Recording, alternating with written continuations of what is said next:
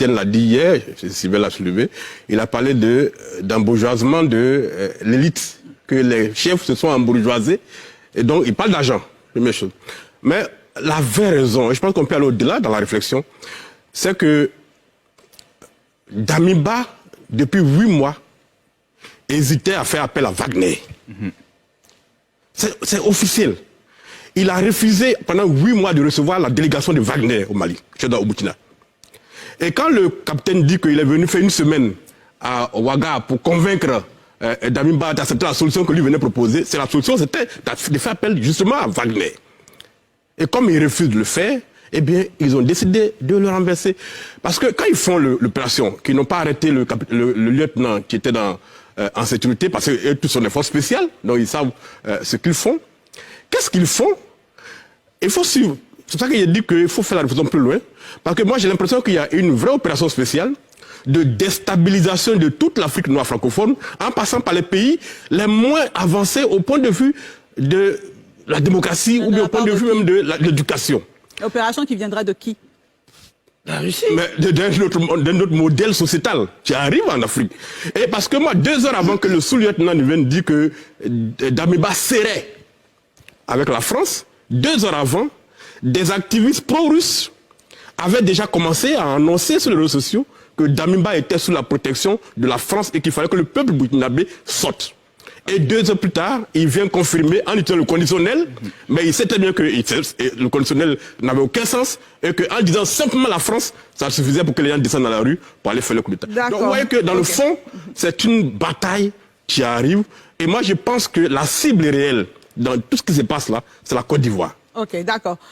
Vénonce Konon, je sais que vous allez réagir à ce que Cheikh Tidiane a dit, aller dans le sens d'Assalé. C'est ce que Assalé a dit. Voilà. Je suis totalement d'accord avec D'accord, mais justement, je vais vous poser en même temps la question. Est-ce que tout ce que Assalé a expliqué, tout ce que vous expliquez sur ce plateau, ne vient pas trouver justement un sentiment anti-français grandissant au Burkina? Je dirais qu'il y a une manipulation terrible dont nous sommes l'objet. De la part, on oublie que les djihadistes là, ils sont très forts aussi dans la communication. Ça, on l'oublie. Ils sont très forts dans ça. Il y a les Russes qui convoitent notre région. On ne peut pas le nier non plus. Ils ont leurs relais qui sont là, les panafricanistes soi-disant, là, on les connaît. Qui sont payés, c'est connu par la Russie pour déstabiliser. C'est juste ça. Donc aujourd'hui, il vient de le dire, c'est le camp pro-russe contre le camp non pro-russe. C'est les pro-russes qui ont gagné actuellement. Voilà, c'est tout. Oui. Moi, justement, Assalé nous donne l'occasion de parler de ces fameux panafricanistes qui sont à Amiens, qui sont à Paris, et qui ne sont pas ici, voilà, et qui reprochent tous les mots d'Israël à la France. Moi, je veux bien que la France, on lui reproche des choses. Mais il faut que les gens soient conséquents. Quand notre ami dit que la France devait accompagner le convoi, mais où est l'armée burkinabé? Où est l'armée burkinabé? Ou bien, on ne veut pas de la France. On le dit clairement. Ou bien on attend que la France fasse le boulot de nos armées à leur place.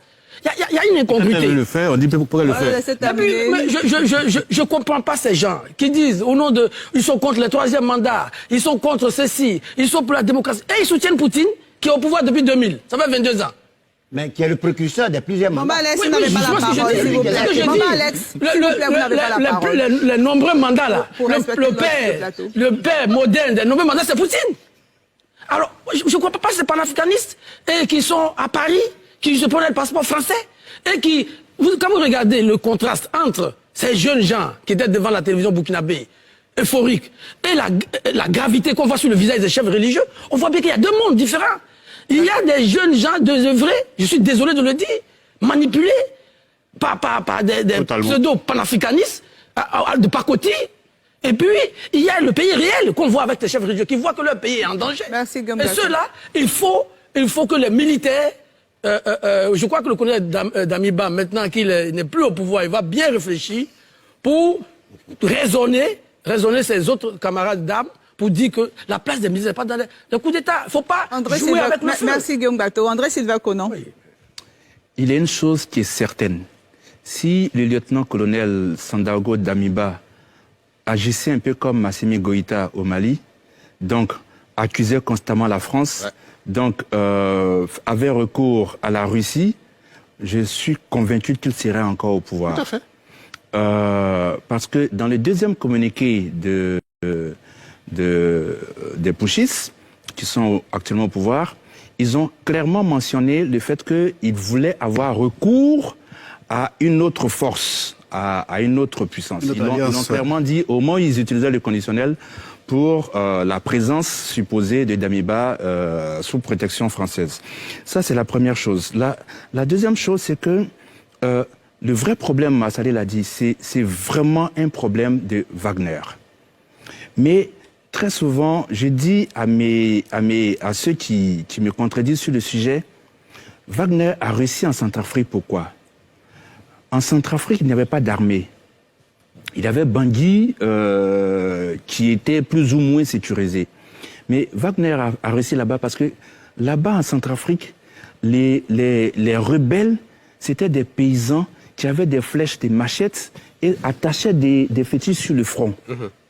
Ce n'est pas le cas au Mali, ce n'est pas le cas au Burkina Faso. Okay. Au Mali, au Burkina Faso, on a des gens qui ont fait la Libye, qui ont fait la Syrie, qui ont été des anciens compagnons de Ben Laden. Quand vous prenez donc Jafar Diko, patron de Ansarul Islam, qui est l'un des chefs djihadistes burkinabés du Burkina, mais c'est un compagnon de qui? Amadou Koufa, le patron de la Katiba Massina, qui est lui-même l'un des proches du patron IAG, j'ai toujours du mal à Gali, voilà, de ACMI. Vous voyez, ce n'est pas des gens, les terroristes qui ont occupé le Mali et le Burkina, ne sont pas des gens qui ont des flèches et des machettes comme en Centrafrique. Ce sont des guérillas. Mais j'aimerais rapidement qu'on revienne un peu sur la personnalité du capitaine Ibrahim Traoré, qui il est en réalité. Le capitaine Traoré est entré dans l'armée en 2010 en tant que sous-lieutenant. Il a passé presque toute sa carrière professionnelle à Kaya, première région militaire. Je passe sous le couvert de Bamba Alex, qui est le spécialiste du Burkina. Première région militaire. Le capitaine donc a été nommé, si vous voulez, le patron du bataillon d'artillerie. Mais prenez Kaya. Kaya n'est pas la région la plus sécurisée du Burkina. Bien au contraire, l'attaque de Dori, c'était là-bas. Il y a un village qui a été attaqué, Banou, j'ai oublié le nom. C'était là-bas. Donc, il était le patron, l'un des patrons de cette région militaire qui n'était pas la plus sécurisée. D'accord. Merci. On note bien, André Sylvain Conon. Je vais vous donner la parole, Cheikh Tidiane Diarra, pour réagir.